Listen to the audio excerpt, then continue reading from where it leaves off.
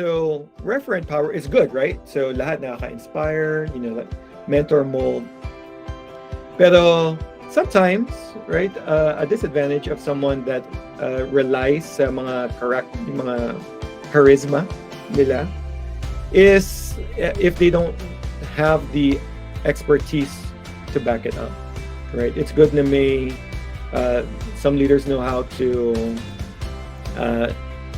get the best of their people, pero sometimes it's just as important for them to understand the expertise behind something. Sa military, isa sa mga best ways that I can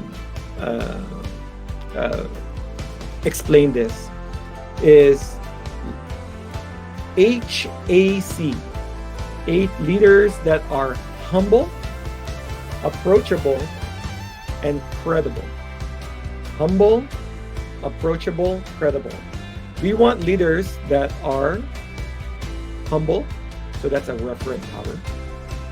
Approachable, that is also a referent power. But also credible, right? So yung credibility nila sa isang bagay na dapat alam nila, right? So, and that you can look at that as expert power. Okay, so when we talk about leader influence, and we're gonna explain that further on the next slide. But here's the bottom line. Yung bottom line is, how do we influence as leaders, everyone here, as leaders, how do we impact a change in behavior, right? Yun lang naman talaga ang goal natin, di ba? How do we impact change of behavior either for good or for bad? Pag pinag-uusapan natin yung coercive power, kanina pinag-uusapan natin na yes, may level of effectiveness dahil pinag-uusapan natin yung discipline. Pero, do we even have to get there? Ask yourself that. Kailangan ba na as leaders, we have to threaten our subordinates? Or is there a way na as leaders, we develop our skills to get to a yes without threatening? Pero, there's a level of inspiration as a leader where, how do we get to a yes? So yun yung, how do you measure yung level of, how do you change behavior through getting your subordinates to commit rather than comply, right?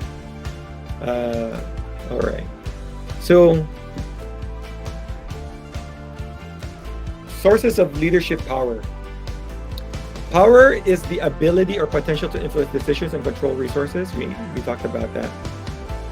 Kanina din, when we were talking about all the disadvantages, all the cons ng mga iba-ibang klaseng positional power, particularly leaders who misuse, overuse, underuse, or abuse their power quickly lose their ability to influence others and potentially undermine the success of the mission. So kanina pinag-usapan natin yung humble, approachable, credible, right? So that goes to the credibility. Kung walang credibility ang leader, will you follow those leaders? I'm sure the answer is no. A leader's ability to influence others is only as strong as other people's perception of his or her power. Lalo na sa military, no, may mga rangko kami. A leader should never have to dictate to another person kung anong position nila. Like, I shouldn't have to say, you have to follow me because I'm the chief. You should follow me because I'm the CEO. You should follow me because I'm the project manager. The moment na sinabi mo yon, in a way, you've already lost credibility because it's already acknowledged na yun yung positional power mo.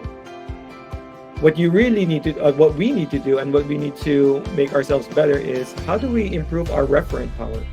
Again, how do we get to a yes? Yun yung kanina when we were talking about coercive power, diba? Yeah, Sabing, sino yung nagsabi nun na, si Prince, nagsabi nun na sometimes coercive power gets the job done, but it's very short term, right? Yeah, yung mga tao na yon na sabihin natin tinraten mo, susunod sila, for sure. Kasi kailangan nilang gawin based off of dun sa tinatangka mo, no? Pero in the long run, have you earned that person's respect? Like Rihanna said, have you earned credibility? Susunod ba siya sa'yo kung hindi mo siya sasabihan? Right? Some people, do you have to instruct each and every